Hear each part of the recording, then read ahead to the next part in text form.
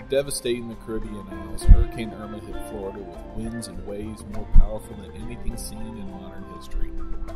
Millions of people were forced to flee their homes in the face of the destructive storm's miles-wide path. Luckily, in times like these, when hopes grow dim, that is when humanity shines its brightest. Even as the gusts and the gales battered the state, friends and families to the north welcomed their displaced neighbors with open arms.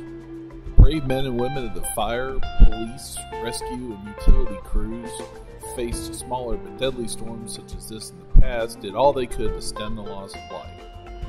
All who felt Irma's touch also felt the bonds of shared struggle and the unity and love that such a trial can inspire. Finally, as always, the rains passed on by and once again the sun shone bright in the sky. While families started to plan their return, the brain trust of the spirit of Suwannee Park reluctantly closed the doors to assess the damage from Hurricane Irma. Sadly, as expected, several of our beloved Spanish moss-draped live oaks fell victim to the powerful gusts of wind.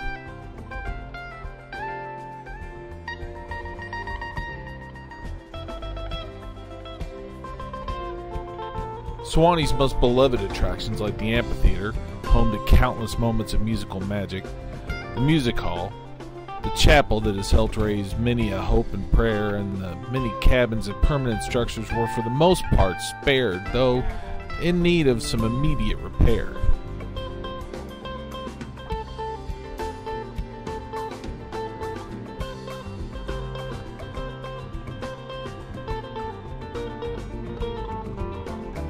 Even more dangerous were the many downed power lines across the park grounds.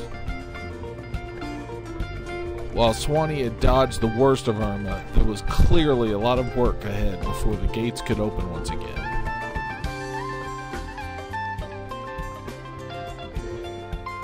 Luckily, if there's work to be done, then you couldn't ask for a finer team to have on your side than the hardworking staff of the Spirit of Suwannee.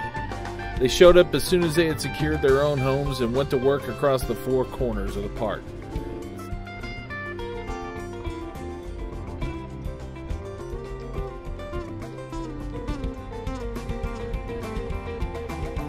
The sounds of heavy machinery, chainsaws, and, most inspiring, laughter filled the park.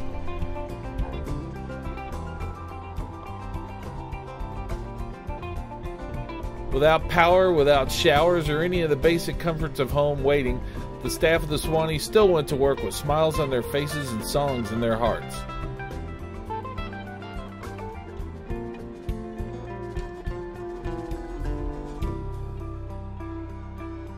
They pulled together as one, and they worked around the clock just to make it safe for all to come and share.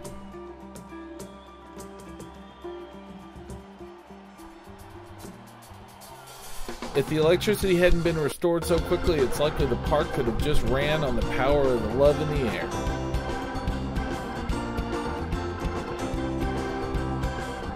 Bellies rumbled, the park fired up the grills, and everyone came together to joke and feed their hearts as well as their stomachs.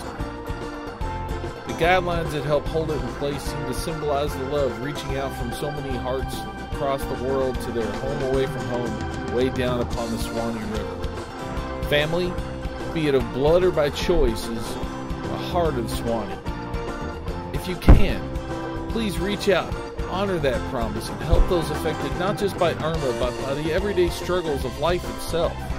Reach out your hand to those who need you, and know that when you need us, when you need Suwannee to recharge your heart and soul,